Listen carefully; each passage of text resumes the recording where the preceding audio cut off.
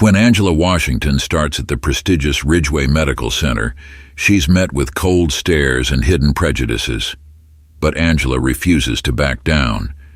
With the help of a powerful ally, she begins a bold fight for equality that shakes the hospital's very foundation.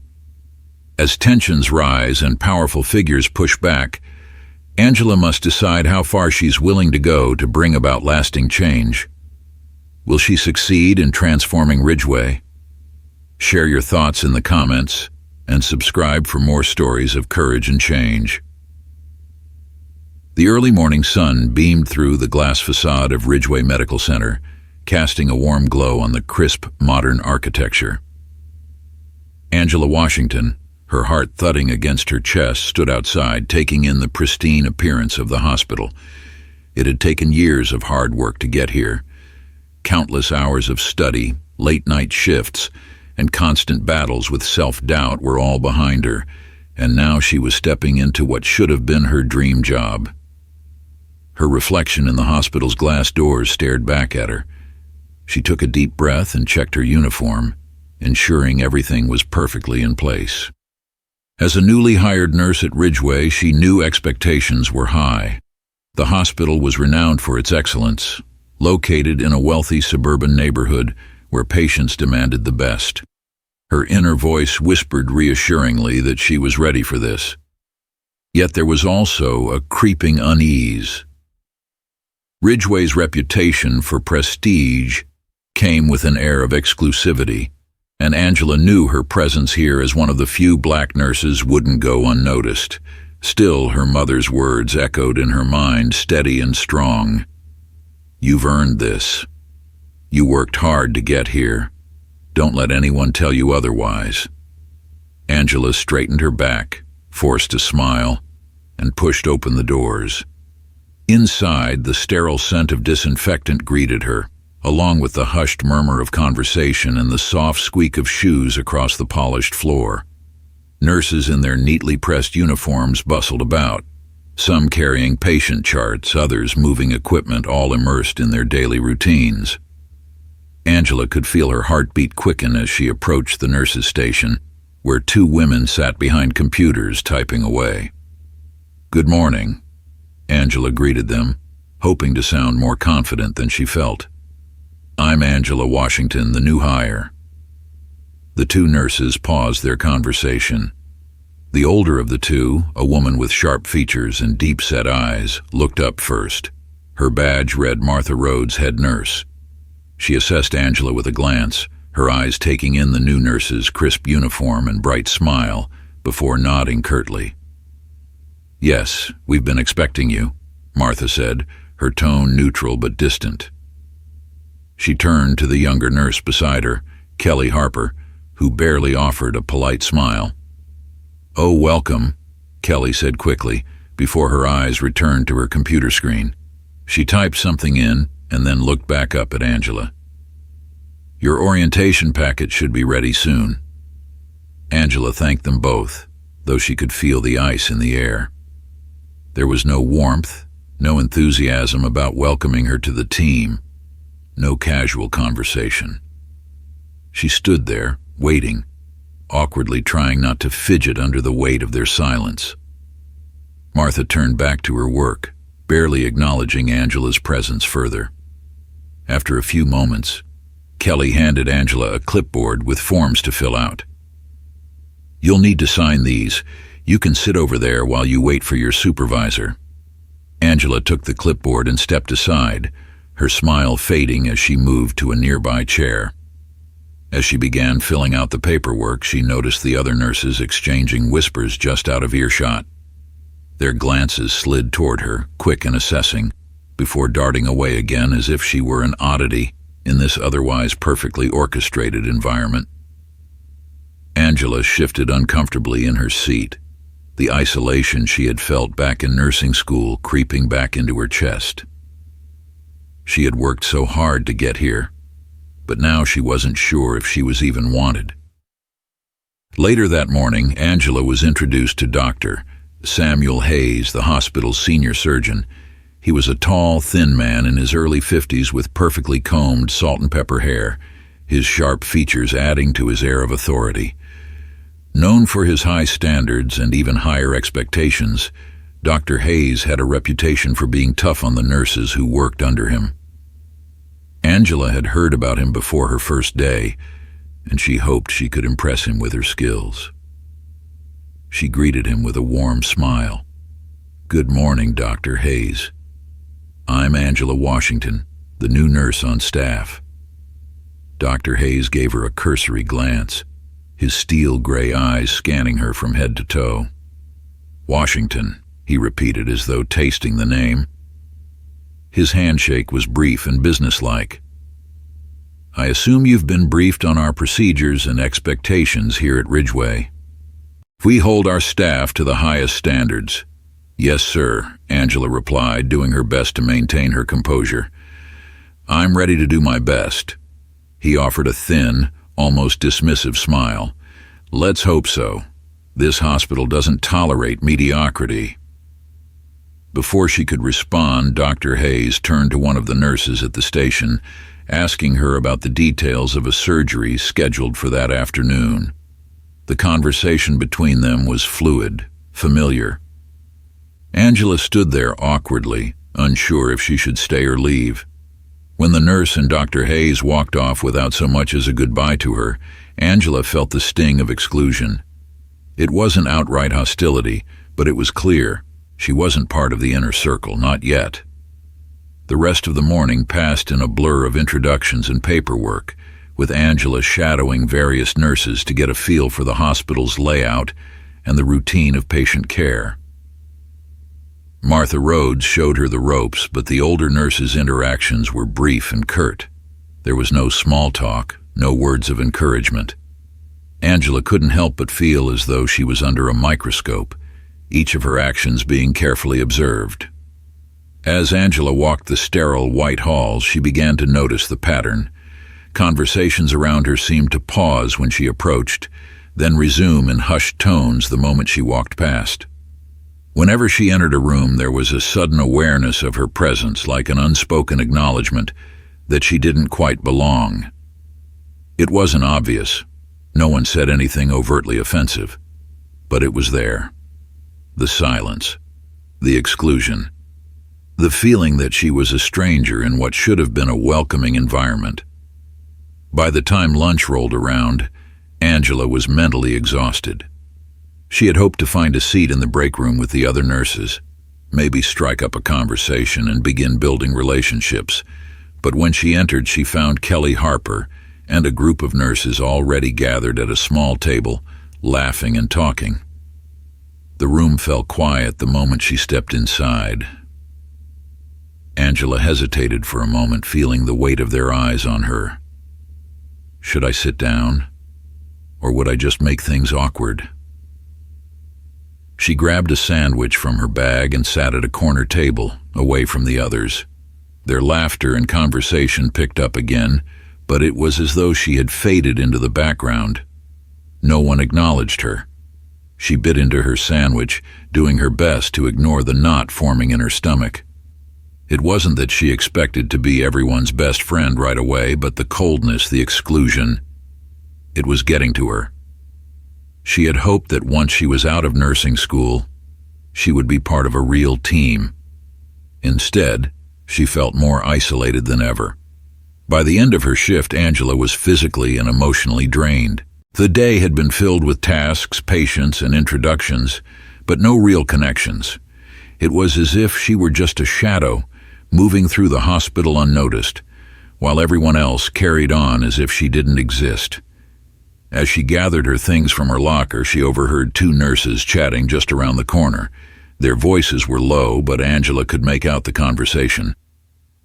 "Did you see the new hire?" one of the nurses whispered. "The black girl?" "Yeah," the other replied. "I don't know what they were thinking. Ridgeway's always been, exclusive. Doesn't seem like the right fit." Angela's hand froze on her locker door, her heart sinking. There it was, the thing she had been dreading. The thing she had feared would rear its head the moment she started at Ridgeway. The feeling of not belonging. The feeling of being judged not for her skills, but for her race. She had known this might happen. She had stolen herself from it.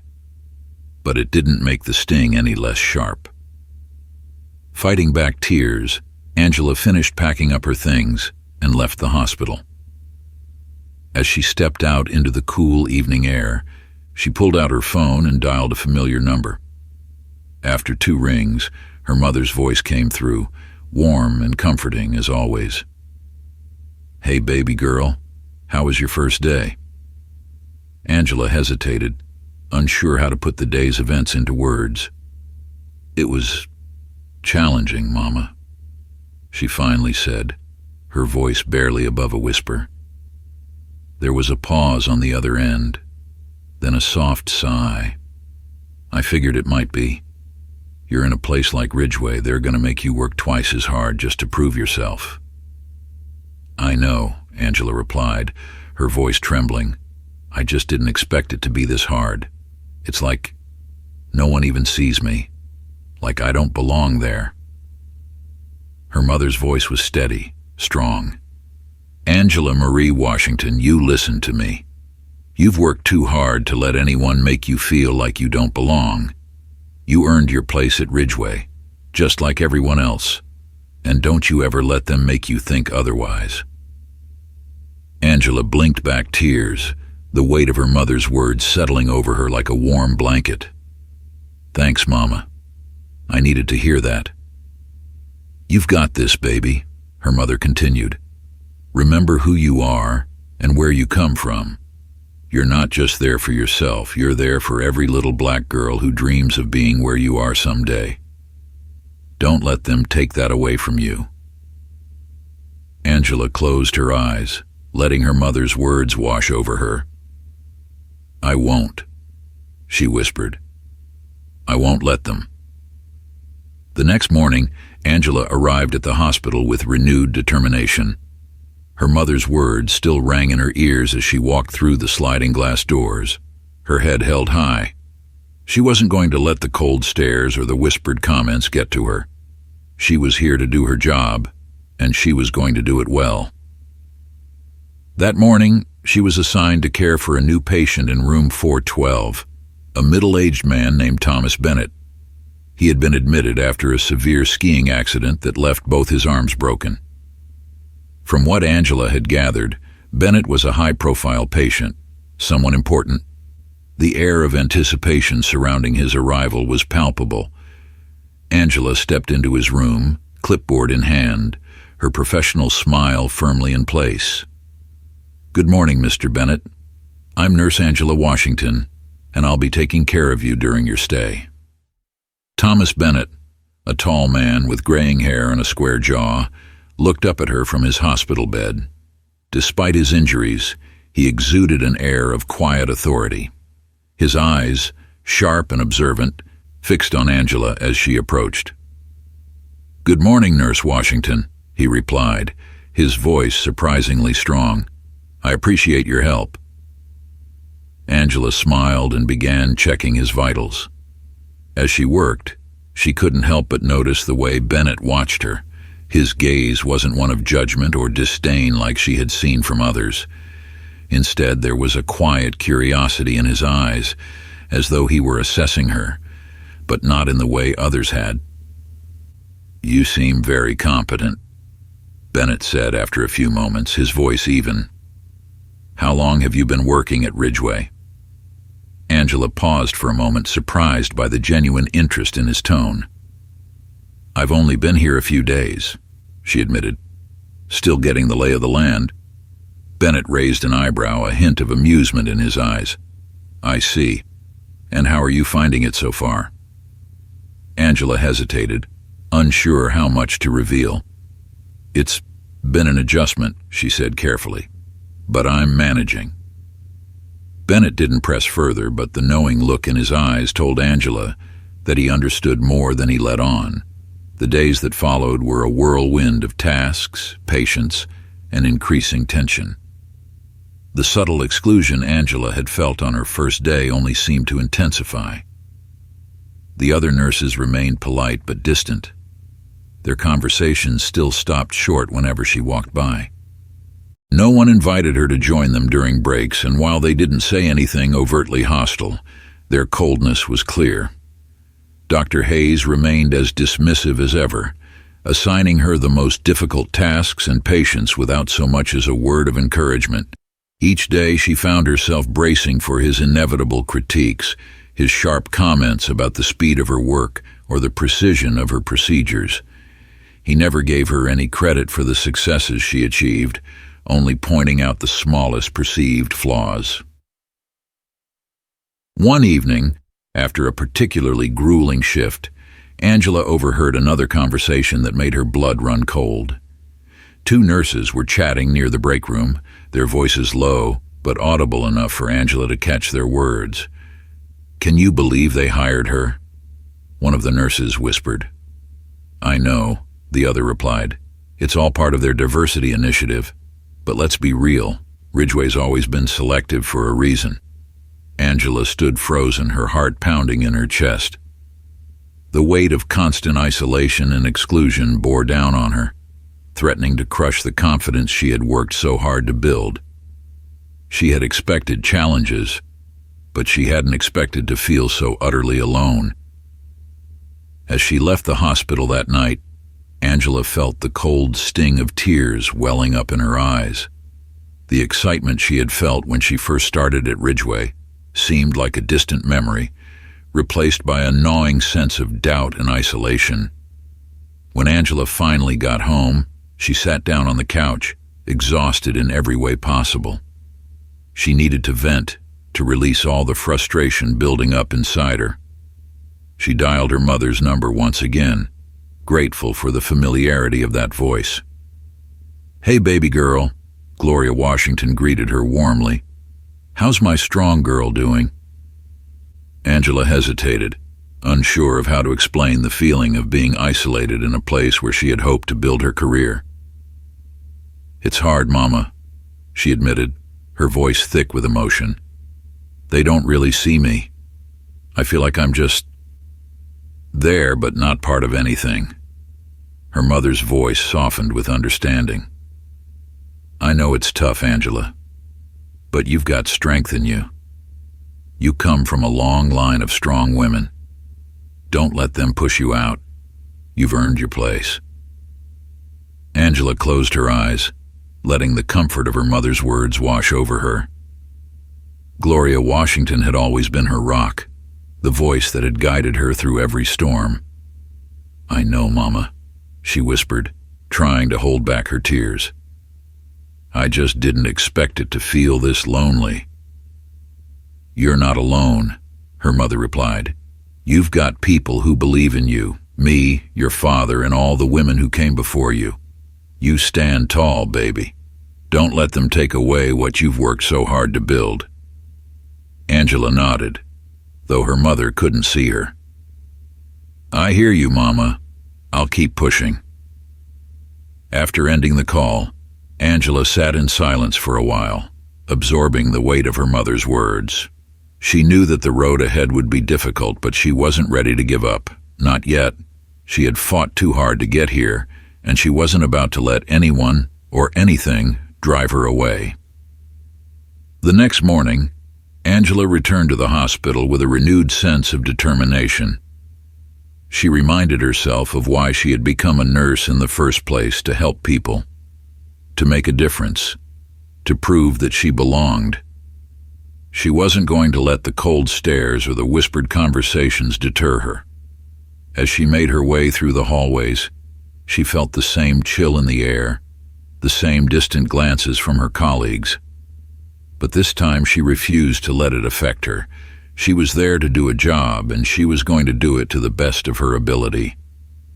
That afternoon, Angela was assigned to check on Thomas Bennett again. Over the past few days, she had come to appreciate his calm demeanor and the way he engaged her in conversation. Unlike many of the other patients or staff, he didn't seem to judge her or make her feel out of place. When she entered his room, Bennett was sitting up in bed, his arms still encased in heavy casts, but his sharp eyes alert. "Good afternoon, Nurse Washington," He greeted her with a smile. "How's the hospital treating you today?" Angela chuckled softly as she checked his chart. "It's a busy place," she replied diplomatically, avoiding any mention of the tension she felt. Bennett watched her carefully, his expression thoughtful. "You know," he began after a moment, "I've been around a lot of hospitals in my time. I can always tell when something's not right with the culture." Angela glanced at him, unsure where he was going with this. "I've noticed how some of the staff here treat you," Bennett continued, his voice low but firm. "It's subtle, but it's there." Angela felt a knot form in her stomach. She wasn't sure how to respond. Should she admit what she had been experiencing, or should she keep it professional and brush it off? Bennett seemed to read her hesitation. "You don't have to say anything," he said gently, "but I've seen it before, and I know how hard it is to be in your position." Angela swallowed hard, surprised by the raw honesty in his words. For the first time since starting at Ridgeway, she felt like someone actually saw her, not just as a nurse, but as a person, a human being struggling to find her place in a hostile environment. "Thank you," she whispered, her voice barely audible. "That means a lot." Bennett nodded, his expression softening. "Don't let them get to you, Nurse Washington. You've got more strength than you realize." As Angela finished her rounds and left the room, she couldn't help but feel a glimmer of hope. Maybe, just maybe, things will start to change. The next few weeks at Ridgeway Medical Center proved to be some of the most challenging of Angela's life. The initial coolness she had sensed from her colleagues began to harden into something more sinister, an exclusion that was subtle but undeniable. Angela wasn't being attacked outright, but she could feel the weight of judgment and suspicion in every glance, every pause in conversation, and every interaction that seemed forced or perfunctory. The workload began to pile up. Angela noticed that she was often given the most difficult assignments, the patients with the most complex needs, while her white colleagues were given easier, more manageable cases. Each day she was sent into rooms where the patients were either physically or emotionally taxing, individuals known for their demanding personalities, or cases that required the utmost attention to detail and skill. Angela handled it all with grace, reminding herself that she had chosen this profession because she believed in her ability to make a difference. But the strain was beginning to show. Her energy was waning, her optimism eroding, and every day felt like an uphill battle to prove her worth to people who seemed determined not to see it. It was during one of these particularly grueling days that Dr. Samuel Hayes called her out publicly at the nurses' station.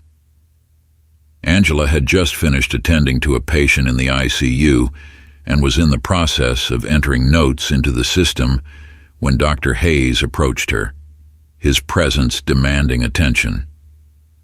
"Nurse Washington," he said loudly enough for everyone in the vicinity to hear, "I trust you've familiarized yourself with the hospital's protocols by now?" Angela glanced up from her screen, meeting his cold, expectant gaze. "Of course, Dr. Hayes," she replied, keeping her voice steady despite the anxiety bubbling up in her chest. Dr. Hayes raised an eyebrow, his thin smile void of warmth. "Good," he said, his tone dripping with condescension. "We can't afford any mistakes here at Ridgeway. Precision is key. After all, you wouldn't want to be responsible for any unfortunate outcomes, would you?" The insinuation was clear. Angela could feel the eyes of the other nurses on her, waiting to see how she would respond. Her heart pounded in her chest, but she refused to let him see her sweat. "I assure you, Doctor Hayes," Angela said, her voice calm but firm, "I take my responsibilities very seriously, and I'm confident in my ability to provide excellent care." Dr. Hayes smirked slightly, clearly unsatisfied with her answer but unwilling to press further. "We'll see," he muttered, turning on his heel and walking away, leaving Angela standing there feeling the sting of humiliation and frustration. As the weeks dragged on, Angela found herself being tested in ways she hadn't anticipated. Not only was she given the most difficult patients, but she was also expected to manage multiple complex cases simultaneously, an unreasonable demand that her white colleagues didn't seem to face. It was as if Dr. Hayes and the others were deliberately trying to set her up for failure, testing her limits to see how much she could handle before she cracked. One particularly grueling day stood out in Angela's memory. She had been assigned to care for Mr. Johnson, an elderly man known for his cantankerous nature and racist outbursts. The other nurses had avoided him as much as possible, and it seemed Angela had been specifically chosen to deal with him. When she entered Mr. Johnson's room to take his vitals, his reaction was immediate. "What are you doing here?" he barked, his eyes narrowing in disdain. "I told them I don't want no colored nurse touching me." Angela took a deep breath, reminding herself of her training and professionalism. She had dealt with patients like Mr. Johnson before, but it never got easier. The racism, the hatred, it was a weight she carried every time she stepped into a room like this. "Mr. Johnson, I'm here to check your vitals and change your dressing," Angela said calmly, refusing to be rattled by his words. "I'm more than qualified to provide your care." Mr. Johnson scowled, his face contorting with anger. "I don't care how qualified you think you are. I don't want you here." Angela maintained her composure, completing her tasks with the precision and care she always provided. But as she worked, she couldn't help but feel the sting of his words. They echoed in her mind long after she left the room, a painful reminder of the prejudice she faced every day. One bright spot in Angela's increasingly difficult days was Thomas Bennett, the patient in room 412. Unlike many of the other patients and staff members at Ridgeway, Bennett treated her with respect and genuine curiosity. Despite his injuries, he was sharp, observant, and keenly aware of the dynamics at play within the hospital. Over the course of the next few weeks, Angela found herself spending more time in Bennett's room, not just for medical care, but also for conversation.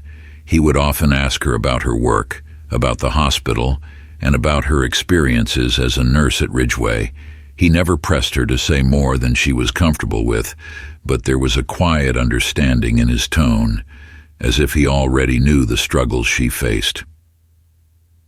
"You're handling all of this remarkably well," Bennett remarked one afternoon as Angela adjusted his IV.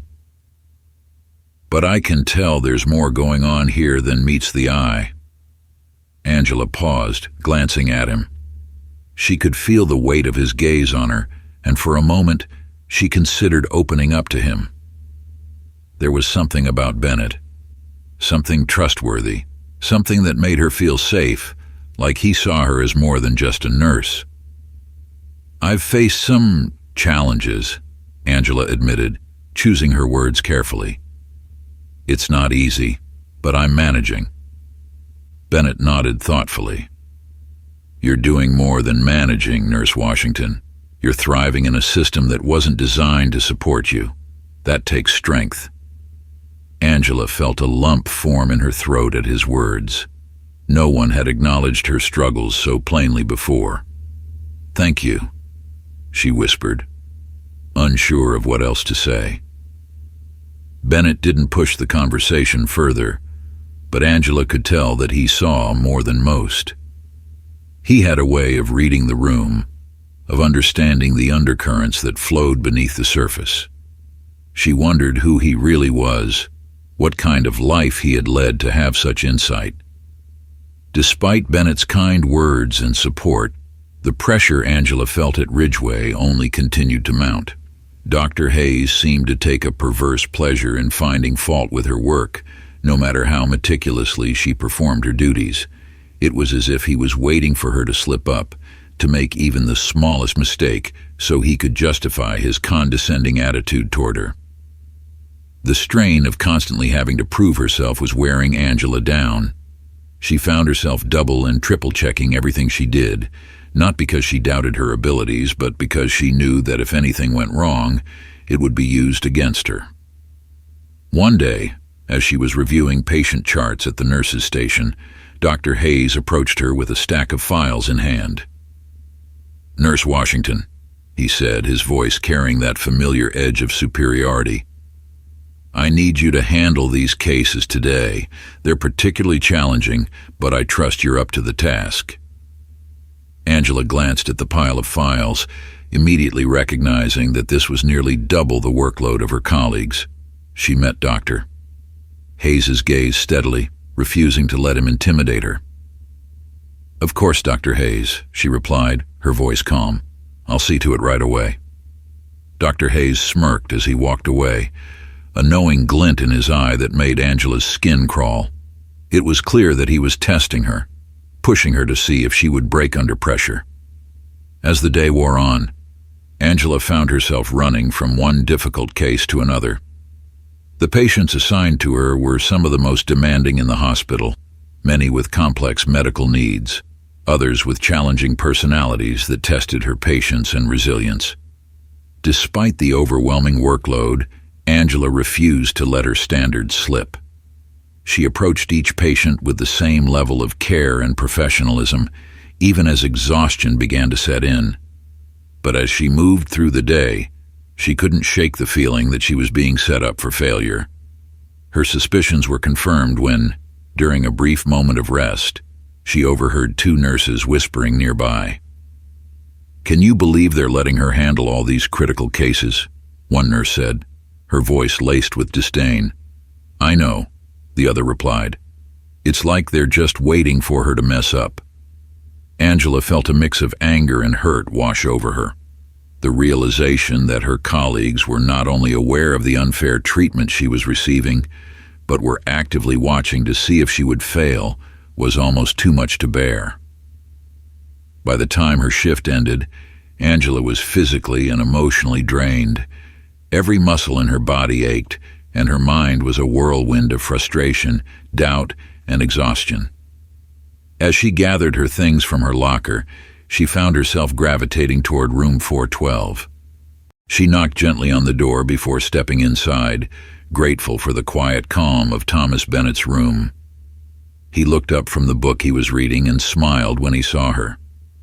"You look exhausted," he remarked, his voice filled with concern. "Everything all right?" Angela managed a weak smile as she moved to check his vitals. "Just a busy day, Mr. Bennett. Nothing I can't handle." Bennett studied her face for a moment, his sharp eyes noticing the strain she was trying so hard to hide. "There's a difference between handling something and thriving, Nurse Washington," he said carefully. "From what I've seen, you're more than capable of the latter." Angela felt a lump form in her throat at his words. The pressure she had been under, the constant battle to prove herself, the endless scrutiny, it had all been weighing on her more heavily than she had realized. Bennett's kindness and understanding were like a balm to her soul. "Thank you," she said softly, her voice barely above a whisper. "I appreciate that." As she turned to leave the room, Bennett's voice stopped her. "Nurse Washington," he said, his tone gentle but firm. "Sometimes the greatest strength lies in knowing when to speak up." Angela paused, her hand on the door handle, her mind swirling with the implications of his words. Was he suggesting she confront the situation at Ridgeway? Was he encouraging her to take a stand against the unfair treatment she had been enduring? She left the room feeling more conflicted than ever. Part of her wanted to follow Bennett's advice, to speak up and demand the respect she deserved. But another part of her feared the consequences, feared that speaking out would only make things worse. The next morning, the hospital was abuzz with anticipation. Word had spread that a high-profile emergency operation was scheduled for later that day, and several hospital board members and important visitors were expected to observe. The atmosphere at Ridgeway was tense, with nurses and doctors alike feeling the pressure of the upcoming surgery. Midway through her morning duties, Angela was approached by Dr. Hayes, his expression unreadable. "Nurse Washington," he said, his tone clipped. "We need you to assist in the emergency operation this afternoon. It's a critical case, and I trust you're prepared to handle it." Angela felt a mix of surprise and suspicion. Being asked to assist in such a high-profile operation was usually an honor, but coming from Dr. Hayes, she couldn't help but wonder if there was an ulterior motive. "Of course, Dr. Hayes," she replied, keeping her voice steady. "I'll be ready." Dr. Hayes nodded curtly before turning to speak with another doctor. As Angela watched him walk away, she overheard him muttering to the other doctor, "Let's see how she handles the pressure. This should be interesting." Angela's stomach churned with anxiety. She knew that all eyes would be on her during the operation, and any misstep, no matter how small, would be magnified. As the hours ticked closer to the emergency surgery, the atmosphere at Ridgeway Medical Center became almost suffocating. Angela Washington could feel the weight of expectation settling on her shoulders, heavier than it had ever been. This operation wasn't just another task, it was a test of her abilities, her composure, and her place in the hospital, and she knew Dr. Hayes would be watching her every move, waiting for the slightest sign of weakness. Angela spent the hours leading up to the surgery preparing meticulously. She double-checked her knowledge of the procedure, making sure she understood every step of what was about to happen. The patient, a prominent local businessman, had suffered a catastrophic injury in a car accident. His condition was dire, and the operation was complex. Angela knew this was not a typical surgery. It would be watched closely by the hospital's senior staff, visiting board members, and the patient's family. Before she scrubbed in, she caught a glimpse of herself in the mirror. Her reflection stared back at her, eyes weary but determined. "You belong here," she reminded herself, echoing her mother's voice in her mind. "You've worked too hard to let them break you." In the operating room, the tension was palpable. The surgical team, led by Dr. Hayes, prepared the instruments and reviewed the patient's charts one last time. Angela's role as the assisting nurse was crucial. Her ability to anticipate the surgeon's needs, respond quickly, and maintain a steady hand would be paramount. "Everyone ready?" Dr. Hayes asked, his voice cool and professional. His eyes flicked to Angela for a brief second, a subtle challenge in his gaze. "Yes, doctor," Angela responded, her voice steady despite the knot of anxiety tightening in her chest. As the surgery began, Angela slipped into her professional rhythm, focusing on the task at hand.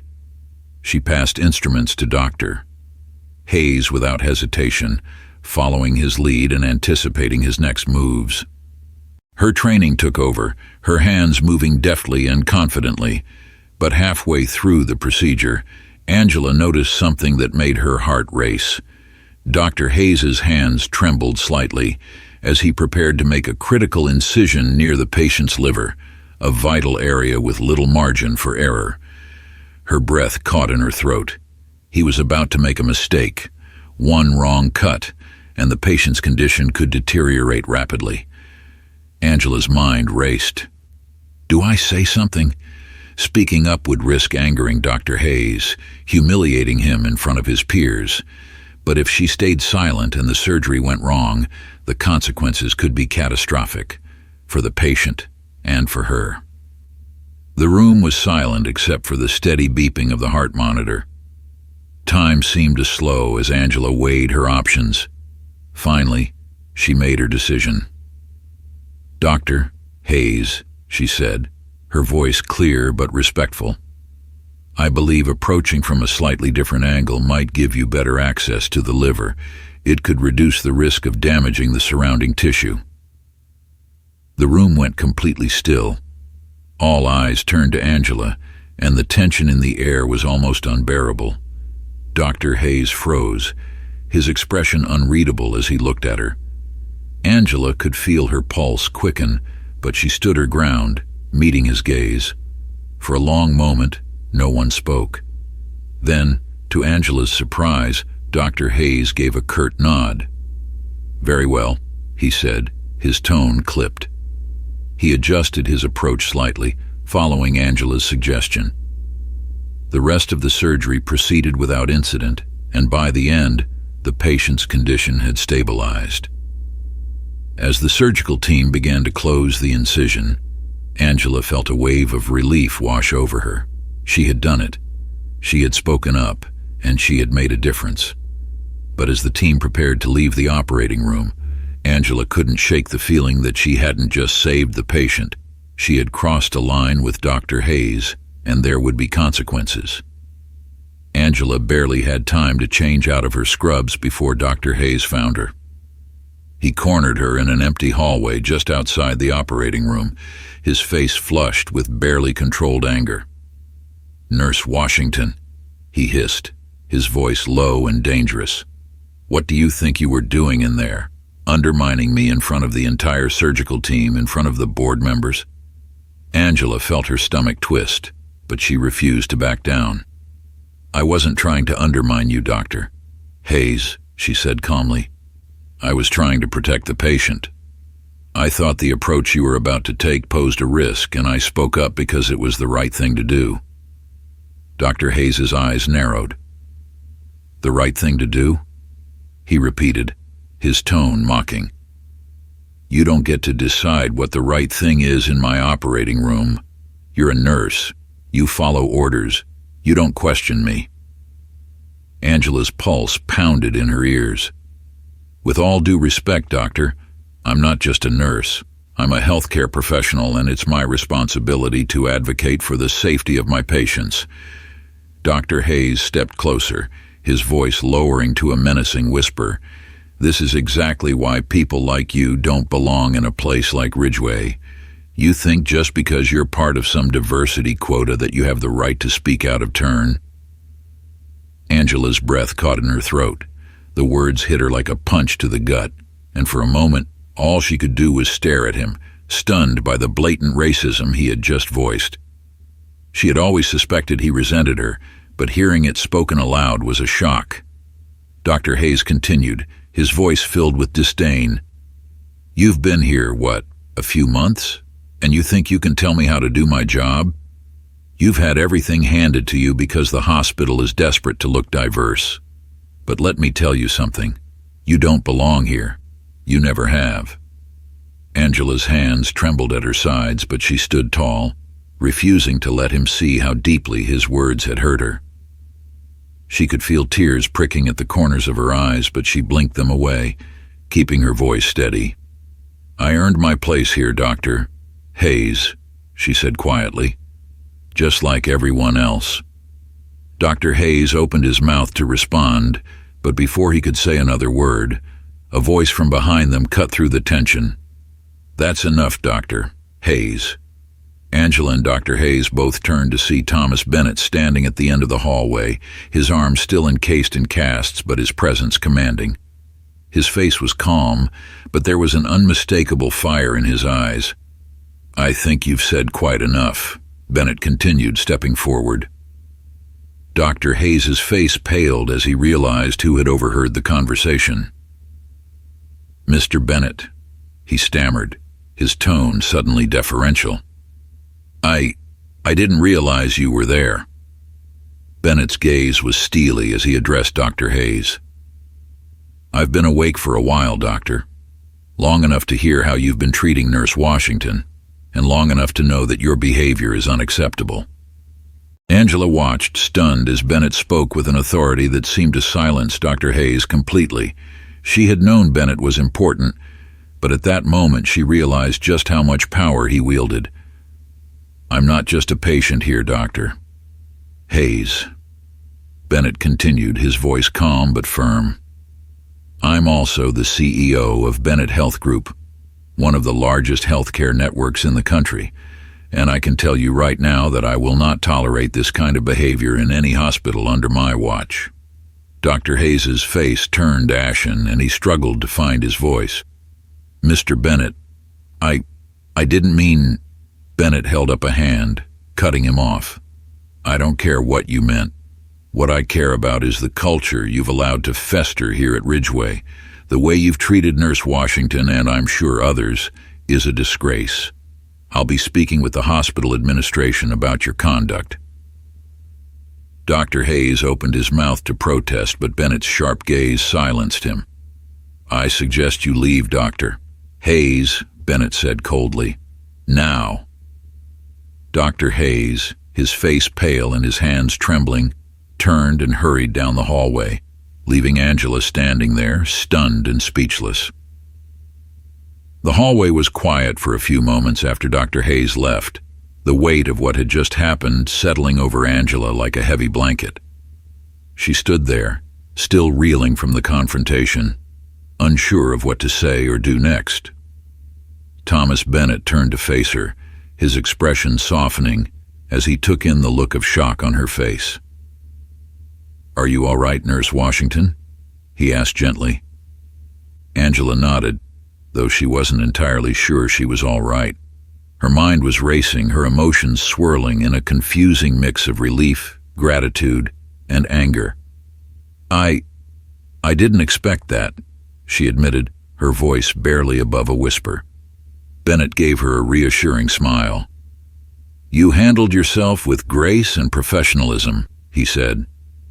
"More than I can say for Dr. Hayes." Angela swallowed hard, trying to process everything that had just happened. "Thank you, Mr. Bennett," she said softly. "I don't know what would have happened if you hadn't been there." Bennett shook his head. "You don't need to thank me. I did what anyone should have done, stood up for what's right." He paused, studying her for a moment. "You've been dealing with this for a while, haven't you? The mistreatment, the exclusion." Angela hesitated, then nodded. "Yes," she admitted. "It's been difficult." Bennett's expression hardened with resolve. "That ends now," he said firmly. "I'm going to make sure the administration knows what's been happening here. This hospital needs a complete overhaul, starting with its leadership." Angela felt a surge of hope at his words, but also a lingering doubt. "Do you think they'll actually listen?" she asked quietly. "Do you think anything will really change?" Bennett met her gaze, his expression filled with determination. "I promise you, Nurse Washington, things will change, and I'll make sure of it." The following day, word of Dr. Hayes's confrontation with Thomas Bennett spread through Ridgeway Medical Center like wildfire. The hospital's staff was buzzing with speculation and rumors. Nurses whispered in the hallways, and doctors exchanged nervous glances. The power dynamic at Ridgeway had shifted overnight, and everyone was scrambling to understand what it meant for the future. Angela felt the eyes of her colleagues on her everywhere she went. Some were filled with curiosity, others with resentment. She had gone from being invisible to being at the center of a storm, and the attention was overwhelming. She spent the day going through her usual tasks, but there was an undeniable tension in the air. Conversations would halt when she walked into a room, only to resume in hushed tones after she left. Some of her colleagues, particularly the younger nurses, offered her awkward smiles or nods of support, while others seemed to avoid her altogether. By the time her shift ended, Angela was emotionally drained. She sat in the hospital's break room, nursing a cup of tea, when Kelly Harper walked in. Kelly hesitated for a moment, then approached Angela's table. "Hey," Kelly said softly, her voice tentative. "I heard about what happened with Dr. Hayes." Angela looked up, unsure of what to expect from her colleague. "Yeah," she replied cautiously. "It was intense." Kelly nodded, fidgeting with the edge of her scrub top. "I just wanted to say, I'm sorry," she said, her voice quiet. "I haven't been the most welcoming, and I know that's part of the problem. I guess I just didn't really understand what you were dealing with." Angela studied Kelly's face, surprised by the sincerity in her words. She had never expected an apology from Kelly, and part of her wasn't sure how to respond. "Thank you," Angela said after a moment, her voice soft. "It means a lot to hear that."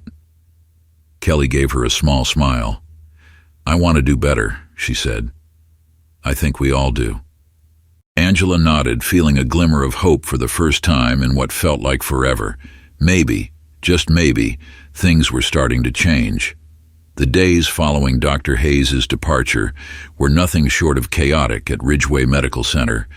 Angela could feel the ripple effect spreading throughout the hospital, touching every department, every staff member. Conversations about diversity and inclusion, topics that had once been whispered, if spoken about at all, were now out in the open. For the first time since Angela had started at Ridgeway, people were talking. But with those conversations, tension came. Some staff members welcomed the change, expressing relief that someone like Dr. Hayes was finally held accountable for his behavior. Others, particularly the older doctors who had been close to Hayes, were openly skeptical of the sudden shift. Angela could feel the weight of their judgment as she walked the halls, their stares and whispered conversations trailing behind her. But it wasn't just the staff that felt the shift. Angela could sense it in the way patients interacted with her too.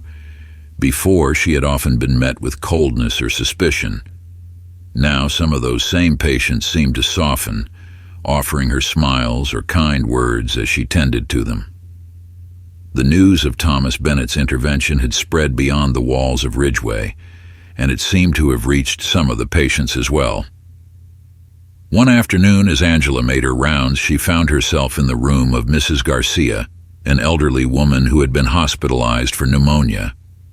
Mrs. Garcia had been one of Angela's more challenging patients, often demanding and difficult to please, but today, something felt different. "Thank you for taking such good care of me, Nurse Washington," Mrs. Garcia said softly, as Angela adjusted her IV. "I know things haven't been easy for you here, but you're doing a wonderful job. Don't let anyone tell you otherwise." Angela blinked in surprise, touched by the unexpected kindness.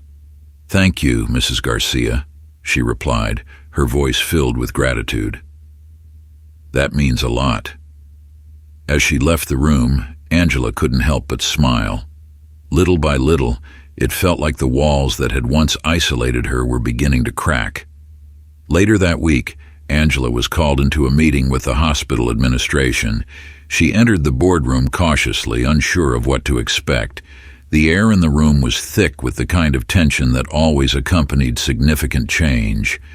Sitting at the head of the table was Dr. James Covington, the hospital's chief of medicine, along with several other high-ranking administrators. To her surprise, Thomas Bennett was also present, sitting quietly near the end of the table, his expression serious. "Please, Nurse Washington, take a seat," Dr. Covington said, gesturing to a chair near the center of the room. His tone was formal, but not unfriendly. Angela sat down, her hands resting in her lap as she waited for them to speak. She could feel the eyes of the room on her, but she kept her posture straight, determined not to show any nervousness. "We've had quite an eventful few days," Dr. Covington began, glancing around the room.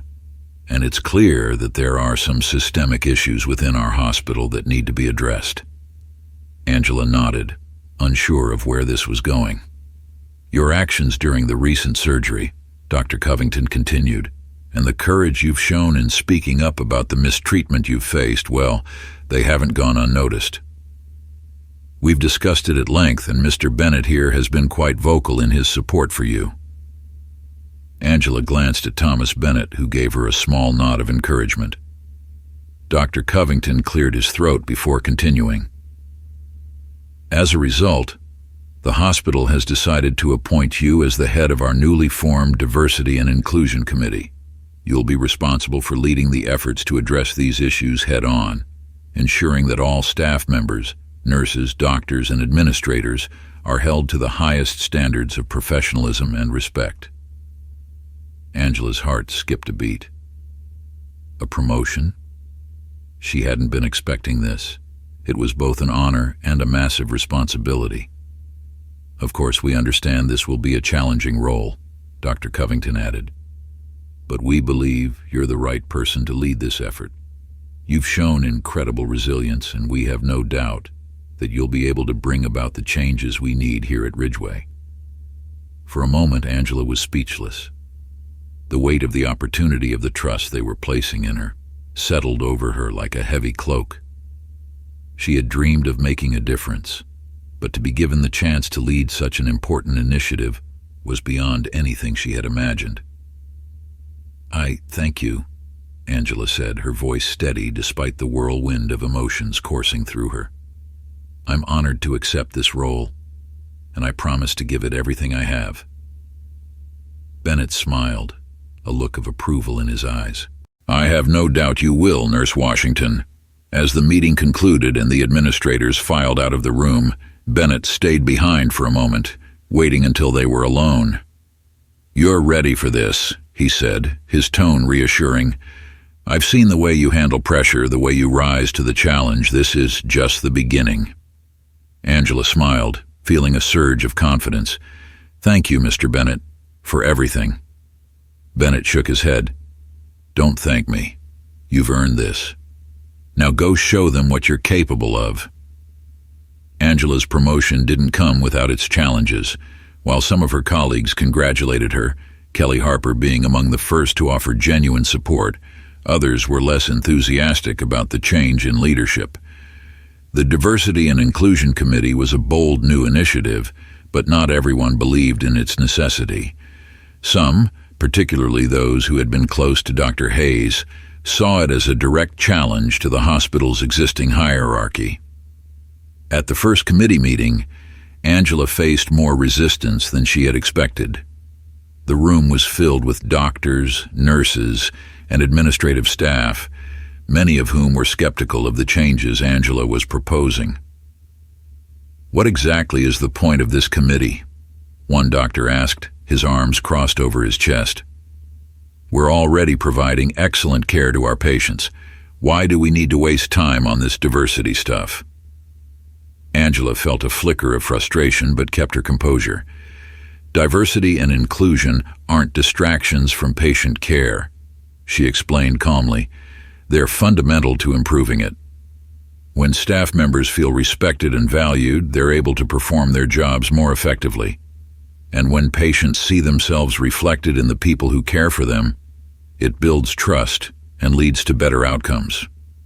The doctor scoffed, shaking his head. "I don't see how this is going to change anything. It sounds like a lot of unnecessary bureaucracy." Angela opened her mouth to respond, but before she could, Dr. Sarah Levine, a younger doctor who had been quietly listening from the back of the room, spoke up. "I think what Nurse Washington is saying makes sense," Dr. Levine said, her voice firm.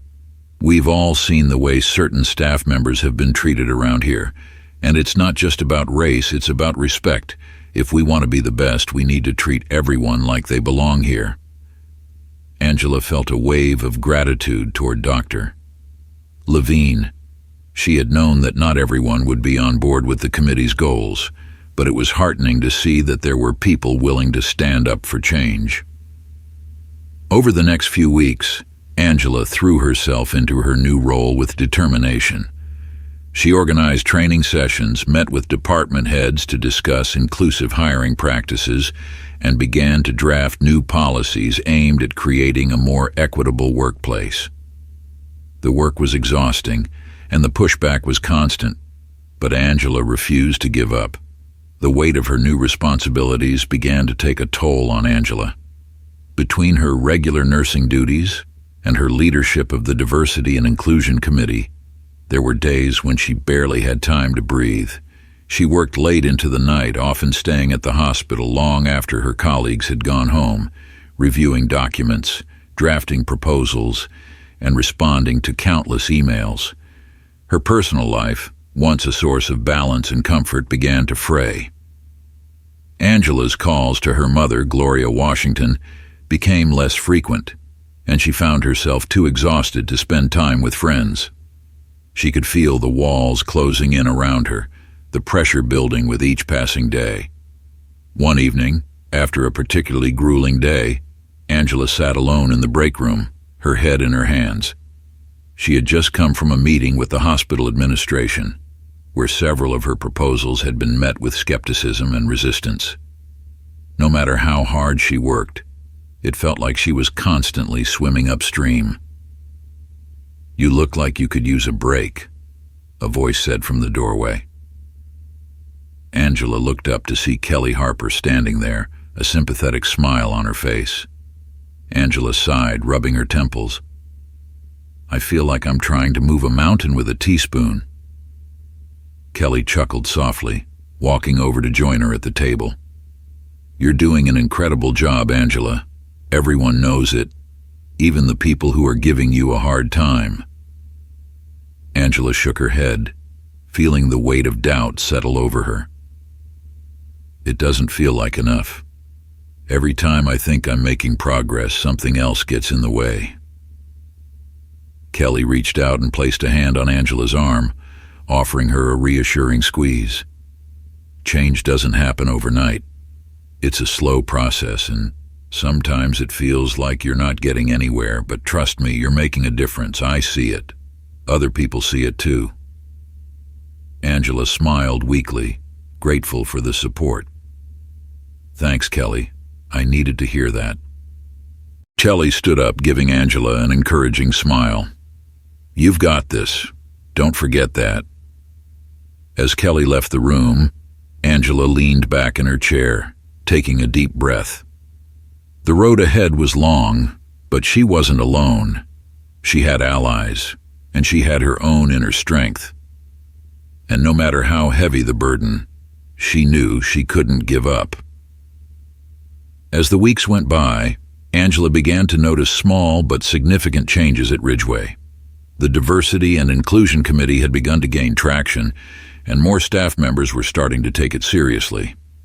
The training sessions, once met with resistance and skepticism, were now being attended by more people, and some of the doctors who had initially pushed back were beginning to show signs of understanding. Angela herself began to feel a renewed sense of purpose. She had known that the fight for equity and inclusion wouldn't be easy, but each small victory gave her the strength to keep going.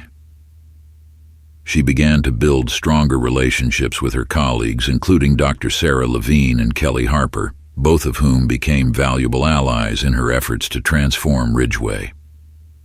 One afternoon, as Angela was walking through the hospital's main lobby, she paused in front of the mural that had been painted years ago.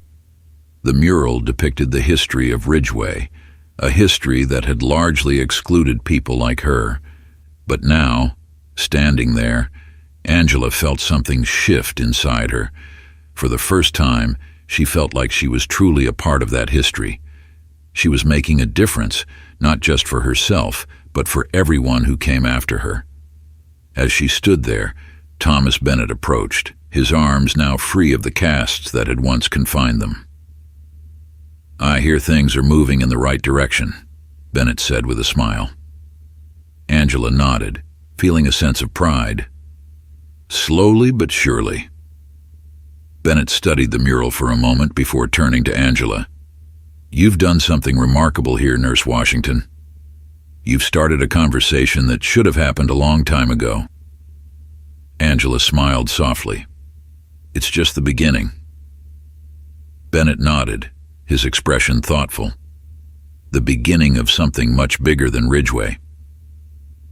As they stood together, watching the staff and patients move through the hospital, Angela felt a deep sense of hope for the future. The road ahead was still filled with challenges, but she knew she was on the right path. And with people like Bennett and Kelly by her side, she was ready to keep fighting for the change she knew was possible. As the transformation at Ridgeway Medical Center gained momentum, Angela Washington found herself increasingly at the center of both support and backlash. The ripple effects of the Diversity and Inclusion Committee were undeniable. Staff members were slowly becoming more conscious of their behavior.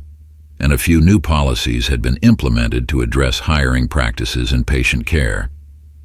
However, the underlying tension remained, and it was clear that not everyone was on board with the changes. Angela had anticipated resistance, but as the weeks passed, it became clear that some of the hospital's most influential figures were actively working against her efforts. Whispers of discontent grew louder. A group of senior doctors, led by Dr. Paul Newman, one of Dr. Hayes's closest allies, had begun openly criticizing the committee's initiatives. "There's no need for all this diversity nonsense," Dr. Newman said one day during a staff meeting. His voice was loud and authoritative, and his words carried weight among many of the hospital's more traditional staff. "This hospital has thrived for decades without pandering to politically correct trends. We're here to save lives, not hold sensitivity training sessions." Angela, seated near the front of the room, felt the eyes of her colleagues shift toward her. She could feel the tension rising in the room, the unspoken challenge in Dr. Newman's words. He was speaking to everyone, but his real target was her. Taking a deep breath, Angela stood. "With all due respect, Dr. Newman," she began, her voice calm but firm, "the purpose of these initiatives isn't to be politically correct. It's about making this hospital a place where everyone, staff and patients alike, feels safe, respected, and valued. When we create an inclusive environment, we're better able to serve our patients, and that ultimately is our responsibility as healthcare professionals." Dr. Newman smirked, his arms crossed over his chest. "You're young, Nurse Washington. You'll learn that ideals don't always translate into reality. Ridgeway's success isn't built on social experiments. It's built on hard work and merit." Angela's pulse quickened, but she refused to be intimidated. "Merit doesn't mean much if people are being excluded from opportunities simply because of who they are," she replied, meeting his gaze. "This hospital can be both excellent and inclusive. The two aren't mutually exclusive." Dr. Newman didn't respond immediately, but the tension in the room was palpable. Angela knew that this wasn't just about a disagreement over policies. This was a battle for the future of Ridgeway, a battle over whether the hospital would continue to cling to its old ways or evolve into something better. "I think we've heard enough for today," Dr. Covington, the chief of medicine, interjected, his voice firm but measured. "This is an important discussion, but we need to ensure that it remains constructive." The meeting ended shortly after, but the conflict was far from over. In the days following the meeting, Angela found herself under increasing pressure. Dr. Newman and his allies were vocal in their opposition to the changes she was spearheading, and their influence among the senior staff made it difficult to push new initiatives through. The hospital administration, while supportive of the Diversity and Inclusion Committee in theory, seemed hesitant to fully back Angela's proposals, fearing backlash from the more established members of the hospital. Angela began to feel the weight of it all, the scrutiny, the resistance, the constant need to prove herself. It was exhausting, and there were moments when she wondered if it was all worth it. Would Ridgeway ever truly change? Or was she fighting a losing battle? One particularly difficult day, Angela was sitting in her office reviewing yet another proposal that had been delayed by administrative red tape when Kelly Harper knocked on the door. "Hey," Kelly said, her voice soft as she stepped inside. "I heard about the meeting. How are you holding up?" Angela sighed, running a hand through her hair. "It's been tough," she admitted. "Sometimes I feel like I'm the only one fighting for this, like I'm pushing a boulder uphill and everyone else is just waiting for me to fail." Kelly sat down across from her, her expression empathetic. "You're not alone, Angela. I know it feels that way sometimes, but there are people here who support you, people who want to see this hospital change for the better. You've already made such a difference." Angela smiled weakly. "It just feels like there's so much more to do." and with people like Dr. Newman standing in the way. Dr. Newman is a relic, Kelly said bluntly. He represents the old guard, but times are changing, and people like him can't stop that. You've already done more than he ever will. Angela felt a surge of gratitude for Kelly's words. She had become one of Angela's closest allies over the past few months, and her support had been invaluable. "Thank you, Kelly," Angela said softly. "I don't know what I'd do without you." Kelly smiled. "You'd keep fighting. That's who you are." A week later, Angela received a call that would change everything. Thomas Bennett had requested a meeting with the hospital board to discuss the future of Ridgeway, and he wanted Angela by his side. The meeting was scheduled for that Friday, and as Angela prepared for it, she knew this would be her chance to make her case, not just to the board, but to the entire hospital. It was a high-stakes moment, and everything she had worked for was riding on it. On the day of the meeting, Angela walked into the boardroom with her head held high, flanked by Thomas Bennett and Dr. Covington. The room was filled with the most powerful people in the hospital, board members, senior doctors, and administrators. At the head of the table sat Dr. Paul Newman, his expression unreadable. Thomas Bennett opened the meeting with a clear and forceful statement of support for Angela and the changes she was advocating for. He spoke about the importance of diversity and inclusion in the modern healthcare landscape, emphasizing that Ridgeway could no longer afford to ignore the need for systemic reform. "As the CEO of Bennett Health Group," Bennett said, his voice calm but commanding, "I've seen firsthand how hospitals thrive when they embrace diversity and create inclusive environments. Patients receive better care, staff are more engaged, and the overall quality of healthcare improves. Ridgeway has the potential to be a leader in this movement, but only if we're willing to evolve." Angela felt a surge of pride as Bennett spoke, his words echoing many of the same arguments she had made over the past months, but she knew that this wasn't enough. She had to make her own case. When Bennett finished, Angela stood, addressing the room directly. She spoke about her experiences at Ridgeway, both as a nurse and as the leader of the Diversity and Inclusion Committee. She didn't shy away from the challenges she had faced, the exclusion, the microaggressions, the outright hostility from certain staff members. But she also highlighted the progress that had been made, the small but significant victories that showed change was possible. "Ridgeway is a great hospital," Angela said, her voice steady but filled with emotion. "But it can be better.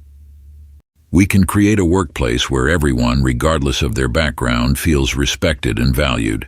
We can build a culture that reflects the best of what healthcare should be compassionate, inclusive, and fair. I know it won't be easy, but I believe we can get there, and I'm asking for your support to make that vision a reality." The room was silent for a moment after Angela finished speaking. She could see the board members exchanging glances, weighing their options. Dr. Newman sat stiffly, his expression tense. For a brief, agonizing moment, Angela feared that her words had fallen on deaf ears. But then, to her surprise, Dr. Sarah Levine stood from her seat, her voice breaking the silence. "I support Nurse Washington," she said firmly. "She's right. Ridgeway has the potential to lead, but we need to make these changes if we want to stay relevant, if we want to be the best." One by one, other members of the board began to speak up, offering their support for Angela and her initiatives. Slowly but surely, the tide began to turn in her favor. Dr. Newman, seeing the shift, cleared his throat. "I still have reservations," he said tightly, "but I see that the board has spoken." It wasn't a complete victory, but it was enough. The board voted in favor of continuing the Diversity and Inclusion Committee's work, and they approved Angela's proposed changes to the hospital's hiring and promotion practices. It was a turning point, one that signaled that Ridgeway was ready, finally, to embrace a new era. In the weeks that followed, the changes at Ridgeway began to accelerate. With the board's backing, Angela was able to implement several new policies aimed at increasing diversity among the hospital staff and ensuring that all employees, regardless of their race, gender, or background, were treated fairly. The new initiatives included mentorship programs for underrepresented staff members, mandatory bias training for all employees, and a revamped hiring process designed to reduce discrimination. Angela's role as the head of the Diversity and Inclusion Committee expanded, and she found herself not only leading internal efforts at Ridgeway, but also being invited to speak at national healthcare conferences about the importance of equity in healthcare. Her reputation as a rising leader in the field grew, and she began to receive inquiries from other hospitals seeking her advice on how to implement similar programs. But despite her growing influence, Angela remained grounded in her mission. Every day she continued to work as a nurse, caring for patients and building relationships with her colleagues. She knew that real change didn't happen in boardrooms or on conference stages.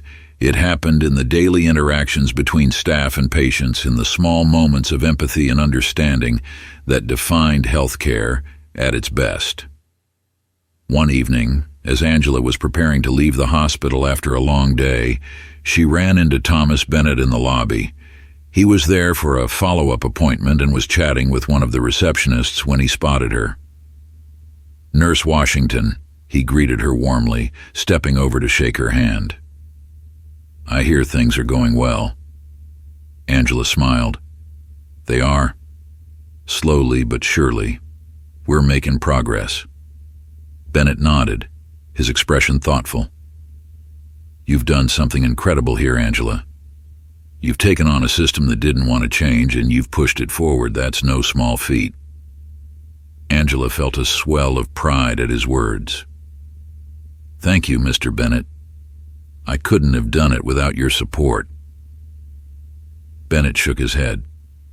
"Don't give me too much credit. You were the one who made it happen." As they stood there, watching the busy hospital lobby, Angela realized how far she had come. From the nurse who had felt invisible and isolated, she had grown into a leader, someone who was shaping the future of Ridgeway and beyond. But she knew her work was far from finished. There were still battles to be fought, still minds to be changed, still systems to reform. And Angela was ready to continue that fight, one day, one patient, one colleague at a time. Months passed, and Ridgeway Medical Center had undeniably transformed. Angela Washington's initiatives were no longer seen as radical or unnecessary. They had become a vital part of the hospital's day-to-day operations. The air in the hospital was different now.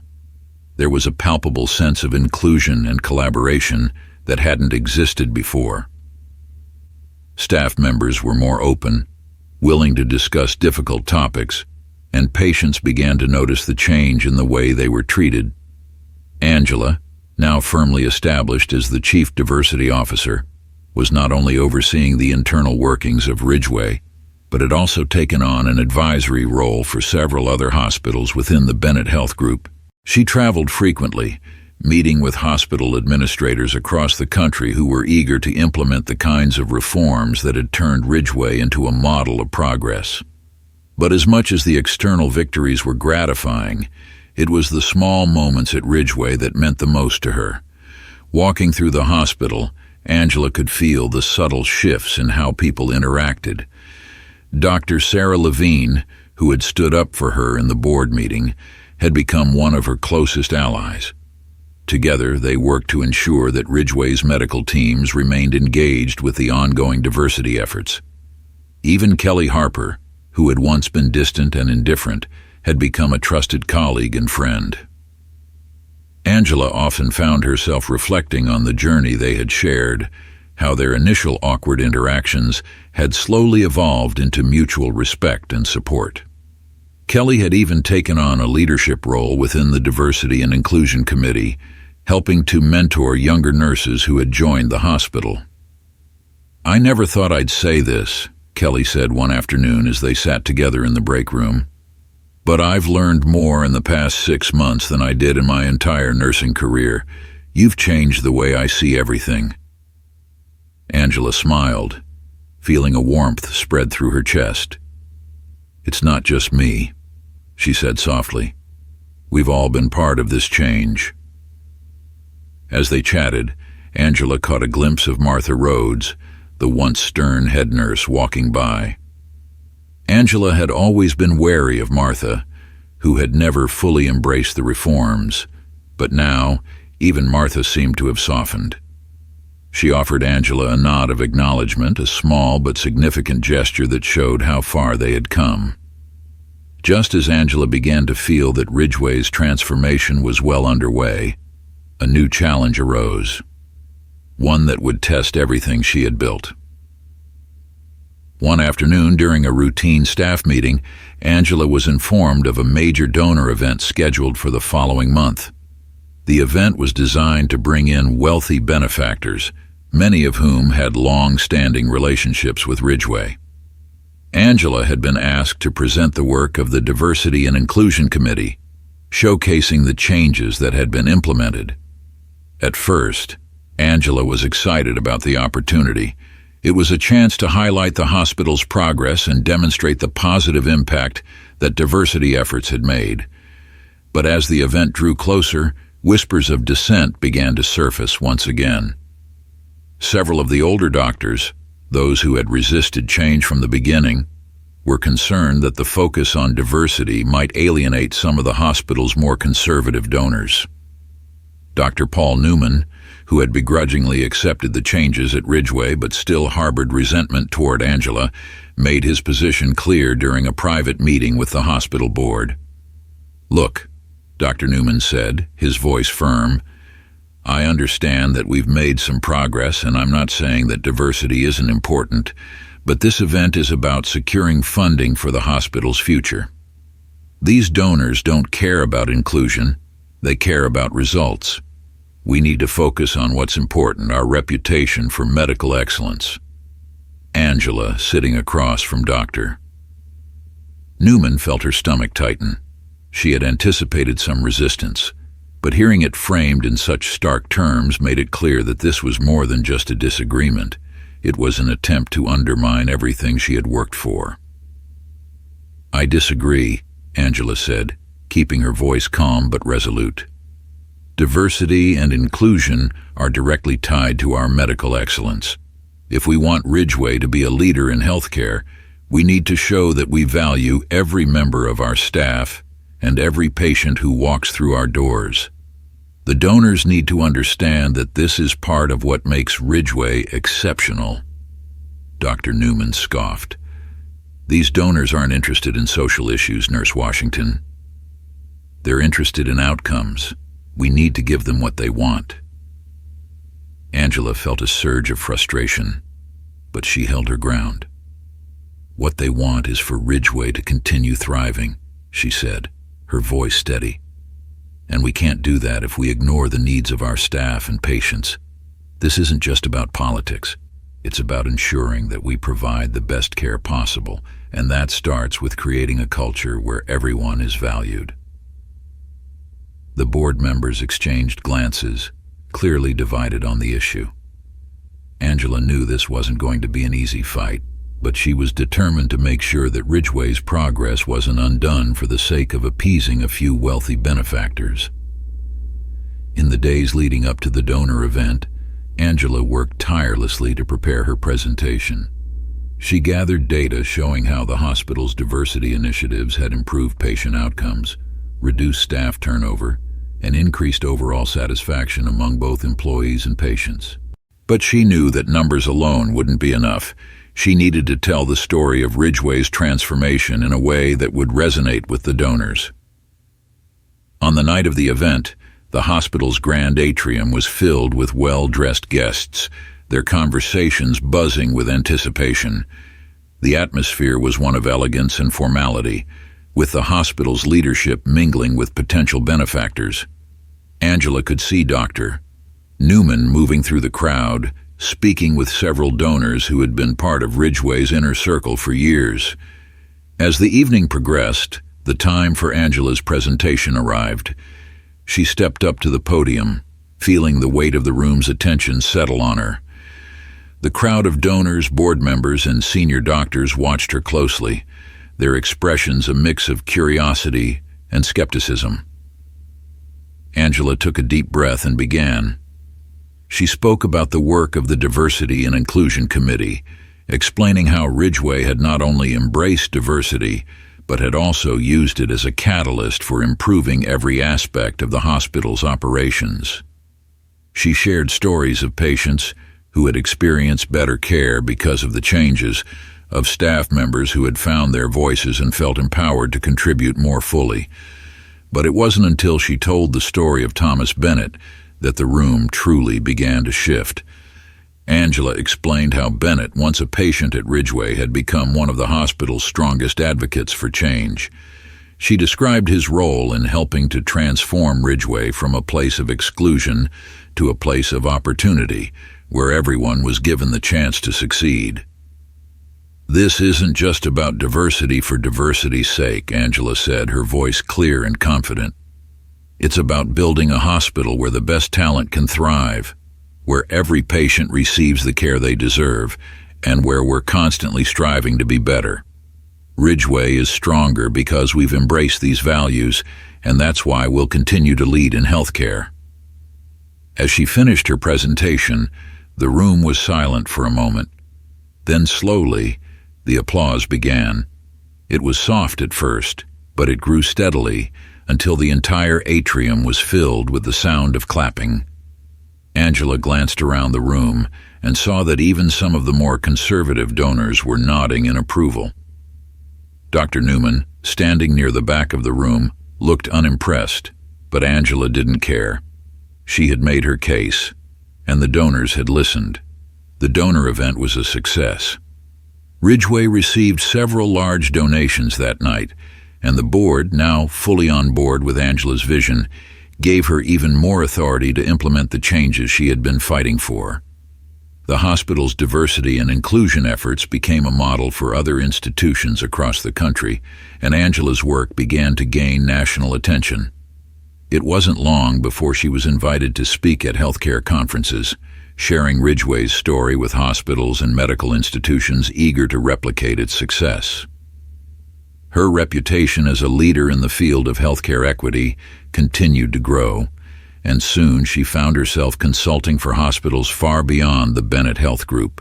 But no matter how far her influence spread, Angela remained committed to Ridgeway.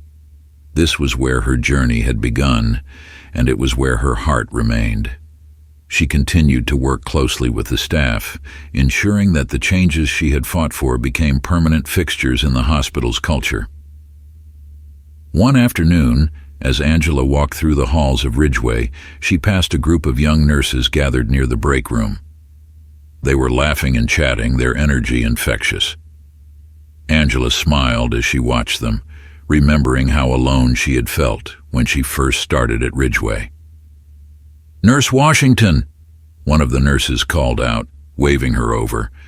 "We were just talking about the new mentorship program. I'm really excited to be part of it." Angela's smile widened. "That's great to hear," she said. "We're always looking for more leaders to help guide the next generation." As she walked away, Angela felt a deep sense of fulfillment. The hospital she had once feared would never change had become a beacon of hope, not just for her, but for everyone who walked through its doors. Years passed, and Ridgeway continued to thrive. Angela Washington's name had become synonymous with healthcare reform, and her work had inspired countless other institutions to follow in her footsteps. But as successful as she had become, Angela never lost sight of her original goal: to make healthcare a place where everyone, regardless of who they were, could find care, compassion, and dignity. One day, as Angela prepared to leave the hospital for the evening, she received a phone call from Gloria Washington, her mother. "Hey, baby girl, Gloria said, her voice warm with pride. "I just saw your name in the paper again. They're calling you a trailblazer." Angela chuckled softly. "It's been a long road, Mama." "You've come so far," Gloria said, her voice filled with emotion. "I always knew you'd do great things." Angela smiled, feeling the familiar comfort of her mother's words. "Thanks, Mama. I couldn't have done it without you." As she ended the call, Angela took one last look around the hospital. Ridgeway had become more than just a place of work. It was a symbol of what was possible when people came together to fight for what was right. And while there was still much work to be done, Angela knew that she had made a lasting impact. She stepped outside, the evening air cool against her skin, and felt a sense of peace. Her journey had been long and difficult, filled with obstacles and challenges. But through it all, she had remained true to herself and her vision. And now, as she looked toward the future, she knew that the change she had fought for was only just beginning. Years after Angela's transformative work at Ridgeway, the hospital continued to flourish. Angela's legacy lived on in the programs and policies she had implemented, and Ridgeway remained a leader in healthcare innovation and equity. Her work had sparked a nationwide movement, with hospitals across the country adopting similar diversity and inclusion initiatives. Angela, now a respected leader and mentor, continued to speak at conferences and advise institutions on how to create more inclusive environments. But no matter where her work took her, she always returned to Ridgeway, a place that had once been a battleground, but had become a home. On a bright spring morning, as she stood outside the hospital, Angela watched as a new group of nurses arrived for their first day of orientation. Among them was a young black woman, her eyes wide with excitement and nerves. Angela smiled, remembering her own first day all those years ago. She had come so far, and now it was time to pass the torch to the next generation. As the young nurse approached the entrance, Angela stepped forward and offered her a warm smile. "Welcome to Ridgeway," she said. "You're going to do great things here." The nurse smiled back, her eyes filled with gratitude and hope. And as Angela watched her walk through the doors, she knew that the future of healthcare was in good hands. Thanks for watching. If you enjoyed Angela's journey and want to hear more inspiring stories, don't forget to hit that subscribe button. Your support helps me continue creating content that uplifts and motivates me.